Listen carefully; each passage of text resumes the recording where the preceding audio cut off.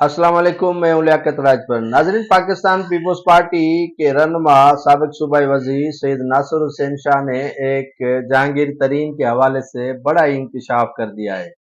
नासिर हुसैन शाह निजी टीवी के प्रोग्राम में गुफ्तगू करते हुए कहा कि बिलावल भुट्टो जरदारी हर कीमत पर मुल्क के वजीर आजम बनेंगे और जहांगीर तरीन की जो जमात है इस्तेहकाम पाकिस्तान वो वजारतें लेंगी और उनके साथ इत्तेहाद करके वफाक में पाकिस्तान पीपल्स पार्टी अपनी हुकूमत बनाने में कामयाब हो जाएगी।